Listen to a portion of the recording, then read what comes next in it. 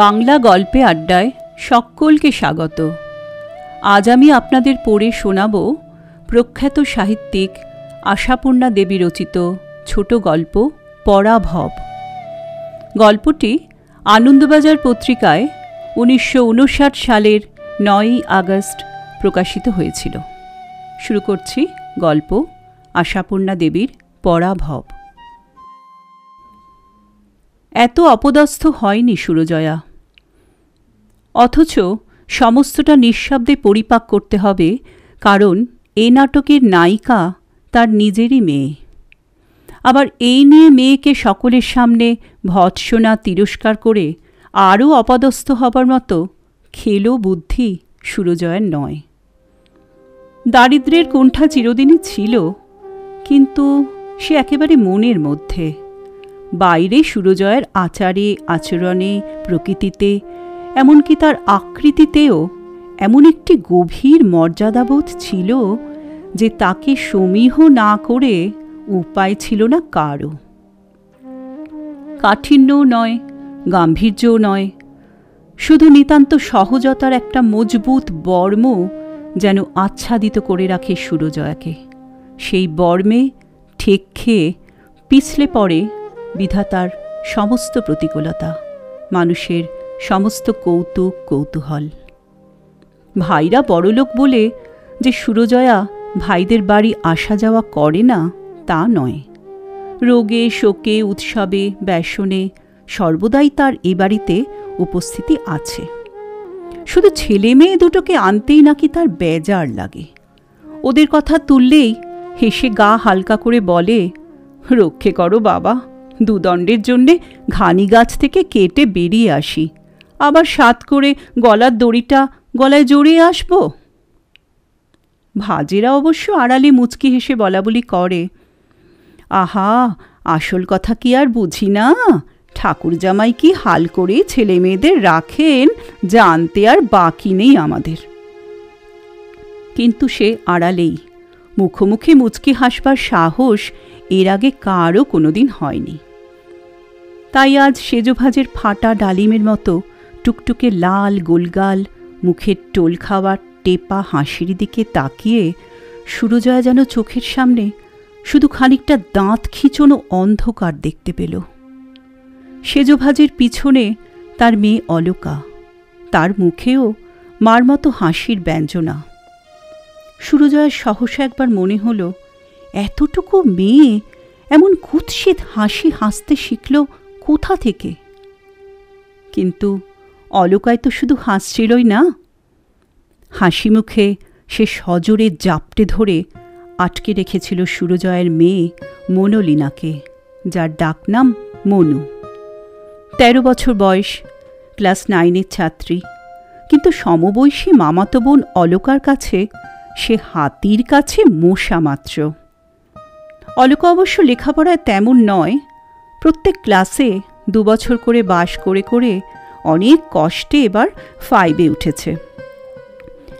কাজেই মেদে মাংসে রঙে গড়নে এবং অলঙ্কারে অহংকারে সব বিষয়ে সে মনুর চাইতে ভারবারিক্কি হলেও মনে মনে একটি জায়গায় পরাজিত ছিল, এবং কোনো না কোনো সময়ে মনুকে অপদস্থ করবার বাসনা তার বোধ করি জন্মগত। তার মার ব্যাপারও প্রায় তাই। সুরজয়াকে একবার পেড়ে ফেলবার স্বাদ সেজ বউয়ের চিরকালের। সুরজয়া যে রঙে সেজ বউয়ের কাছে দাঁড়াতে না পারলেও শুধু মুখের কাঠ আর মোমবাতির মতো হাতের গড়নের সম্বলে তার চাইতে বেশি সুন্দর আখ্যা পায়, আর সেই মোমবাতির হাতে অন্য কোনো অলঙ্কার জোটে না বলেই শুধু প্লেন দুগাছা বালা পড়ে থাকে। একথা সকলেরই জানা সত্ত্বেও সকলেরই যে মনে হয় এটা সুরজয়ার মার্জিত রুচির চিহ্ন। এসবই সেজ বউয়ের অসহ্য। যাক, দীর্ঘদিনের স্বাদ আজ মিটেছে। আজ সুরজয়াকে পেড়ে ফেলতে পেরেছে যেন সেজ বউ। কারণ বলেইছি, আজকের নাটকের নায়িকা সুরজয়েরই নিজের মেয়ে। মামার বাড়িতে আসা, মনুদের ভাগ্যে দৈবাতের ঘটনা, আর কদাচ যদিও বা আসে 2-1 ঘন্টার জন্যে, 2-5 দিন থাকার সৌভাগ্য কখনো হয়নি। এবার হয়েছে, নিতান্ত অসুবিধায় পড়েই হয়েছে। সুরজয়ের স্বামী মৃন্ময়কে বিশেষ কি একটা কাজে মাসখানেকের জন্য বাইরে যেতে হয়েছে, আর লাগবি তো লাগ ঠিক এই সময়েই সুরজয়ের বর্দার মেয়ের বিয়ে লাগল। সোজাসুজি বিয়ে তো নয়, বিরাট কাণ্ড কারখানা। ঘটা কাকে বলে দেখিয়ে দিতে চান বর্দা আর বড় বৌদি। কাজেই সুরজয়ের অনুপস্থিতি অসম্ভব, আর আরও অসম্ভব 13 বছরের মেয়েটাকে একা বাড়িতে রেখে আসা। এমনিতেই তো বর্দা অনেক অনুরোধ করেছিলেন সুরজয়াকে মৃন্ময়ের অনুপস্থিতির কালটা যাতে সুরজয়া পিত্রালয়েই কাটায়। সুরজয়া হেসে হেসে উড়িয়ে দিয়েছিল সে কথা। ও দাদা, আর বেশি লোভ দেখিও না। আমার তো মনে হচ্ছে দিব্যি কিছুদিন গায়ে হাওয়া লাগিয়ে বাপের বাড়ির আয়েশ খেয়ে নি। কিন্তু ছেলে মেয়ে দুটো কি আর তাহলে বয়ে যাবে না? বই খাতার নাম ভুলে থাকবে, তারপর ওদের পরীক্ষার সময় আমারই মৃত্যু। পরীক্ষা তো ওদের দিতে হবে না, দিতে হবে আমাকেই। ভাই নিবৃত্ত হয়েছিলেন, কিন্তু ভাইঝির বিয়ের নেমন্তন্ন আটকাবে সুরজয়া কোন হাসির বর্মে? ছেলে মেয়েদের কাছেও সুরজয়ের এমন একটা সহজাত সম্ভ্রমবোধ ছিল যে মামার বাড়ি গিয়ে এই করো না, মামার বাড়ি গিয়ে তাই করো, স্পষ্ট ভাষায় তেমন কোনো নির্দেশ দিতে বেঁধেছে। তবু আশা করেছিল তার চিরদিনের শিক্ষা বিফল হবে না। কিন্তু এ কি করে বসল সুরজয়ের মেয়ে? বড় হবার মোহে এত ছোট হয়ে গেল। চালই যদি ফলাতে গেলি তো এমন ভুল চাল কেন? আজন্মের শিক্ষায় সুরজয়ের চালটা আয়ত্ত করতে পারলি না নির্বোধ মেয়ে? বিয়েতে চারিদিকে কুটুম্ব এসে জড়ো হয়েছে। সেজগিন্নির বাপের বাড়িও বাদ যায়নি। এসেছে অলকার মামাতো আর মাস্তুতো বোনের ঝাঁক, আর নিজেদের দলের মধ্যে তাদের বহুবিধ শাড়ি গহনার আলোচনার মাঝখানে যখন কি একজন নিতান্ত অমায়িক প্রশ্ন করেছে মনুকে, তোরা বিয়ে বাড়িতে এরকম করে এসেছিস কেন রে? তোর মার গায়ে গয়না নেই, বাজে বাজে সাদা শাড়ি, তোদের শুধু সাদা জামা কেন ভাই? তখন নাকি দিকবিদিক জ্ঞানশূন্য হয়ে বলে বসেছে মনু, কি করব রে, বাবা যে ভুলে মার চাবিটা লখনৌ নিয়ে চলে গেছেন, আলমারিই খোলা গেল না। হলেই বা সরলা কিশোরীর দল, তবু চোখে চোখে ইশারা খেলে যায়, এবং অলকাই এগিয়ে এসে বলে, ও মা, সত্যি আলমারিতে তোর আরও ভালো ভালো জামা আছে। মনুর বোধ করি তখন মরিয়া অবস্থা, তাই সে হঠাৎ বেপরোয়া গড়গড় করে বলে বলে যায়, থাকবে না কেন? পুজোর সময়, জন্মদিনের সময় কত তো সুন্দর সুন্দর জামা হয়। লাল ভেলভেটের একটা স্কার্ট আছে আমার, জরির কাজ করা সবুজ শার্টিনের ফ্রক একটা, তাছাড়া নাইলনের, জর্জেটের, সিল্কের কতগুলো। হয়তোবা মিথ্যাভাসিনী মনুর কথা একেবারে মিথ্যেও নয়। হয়তোবা তার মনের আলমারির তাকে তাকে থাকে থাকে সাজানো আছে সেই সব শার্টিন, ভেলভেট, জরি, রেশম। কিন্তু পৃথিবীতে দয়া জিনিসটা বড় কম। তাই অলকা গায়ে হাত দিয়ে বলেছে, ওমা, তাই নাকি? তা কই ভাই, কখনো পরে আসিস না কেন রে? তাহলে পিসিমারও আরও অনেক শাড়ি গয়না আছে বল। আছেই তো, কাণ্ডজ্ঞান শূন্য মনু বলে চলেছে, অনেক আছে, মা পড়েন না। সেজগিন্নি এই কাহিনীটি বিবৃত করে গালের টোল খাইয়ে মুচকি হেসে বলেন, তা ভাই অন্য সময় ফ্যাশন করে না পড়ো, বিয়ে বাড়িতে গয়না গায়ে দিলে কি একখানা দামি শাড়ি পরলে মহাভারত অশুদ্ধ হয়ে যাবে না? আর মেয়েটাকেই বা কেন অত পোশাক আশাক থাকতে এবেলা ওবেলা শুধু একটা করে আদ্যির ফ্রক পরিয়ে রেখেছ বিয়ে বাড়িতে? আমাদের বাড়ির চাবির থলোর তো গোনাগুনতি নেই, সবকটা নিয়ে চলো গাড়ি করে আমার সঙ্গে। একটা না একটা চাবি লাগবেই তোমার আলমারিতে। 5 জনের সামনে ভিখিরি হয়ে বেড়াবে বাছা, মরে যাই। না না না, তুমি চলো ঠাকুরছি। এই দেখো, এতগুলো চাবি থেকে হবে না। গোটা 10-12 চাবির থলে আঁচলের কোণে গলিয়ে নিয়ে এসেছেন সেজবউ। আর অলকা প্রায় অর্ধমৃত মনুকে চেপে ধরে সোৎসাহে বলছে, চল না, আমিও তোর সঙ্গে যাব, গাড়ি বার করতে বলেছি। সমস্ত পরিস্থিতিটার ওপর একবার চোখ বুলায় সুরজয়া। দেখে ঘরের বাইরে এক ঝাঁক সকৌতুক কিশোরীর মুখ।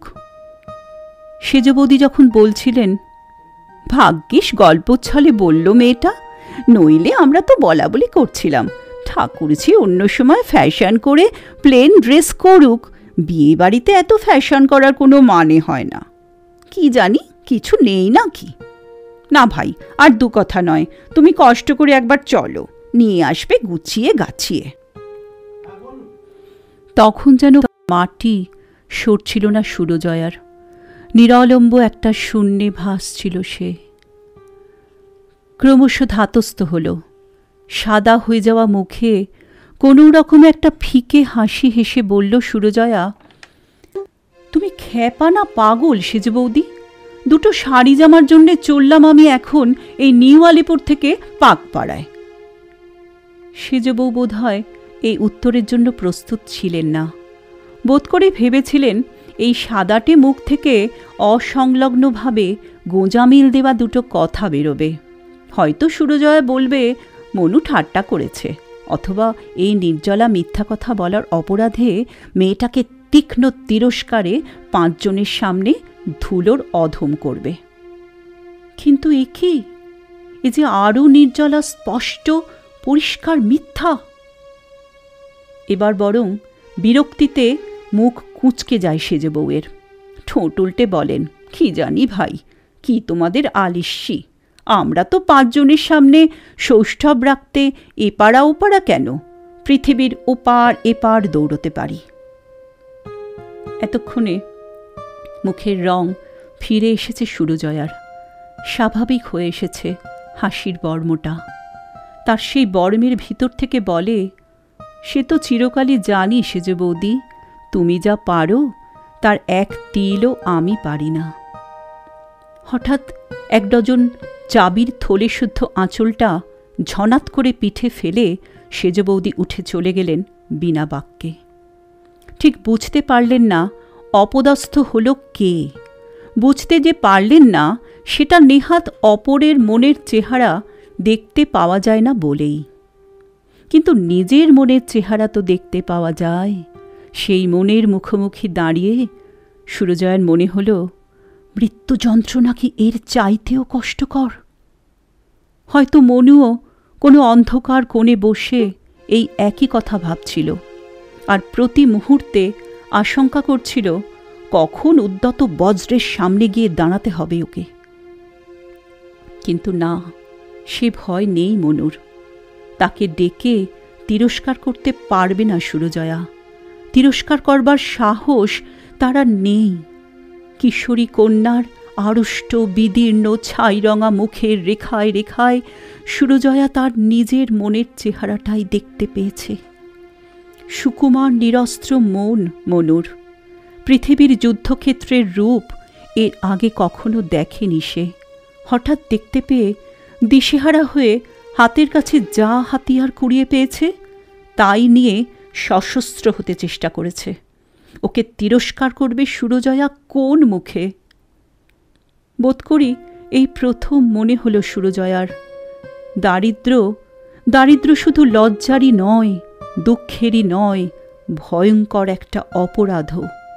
সে অপরাধ জগতের কারো কাছে নয়, অপরাধ আপন সন্তানের কাছে। সেই অপরাধে পথভ্রান্ত সন্তানকে শাসন করবার অধিকার হারাতে হয়। এখানে বুদ্ধির জোরে পার পাওয়া যায় না। আজ শুধু সংসারের কাছে অপদস্থ হয়নি সুরজয়া, অপদস্থ হয়েছে নিজেরও কাছে।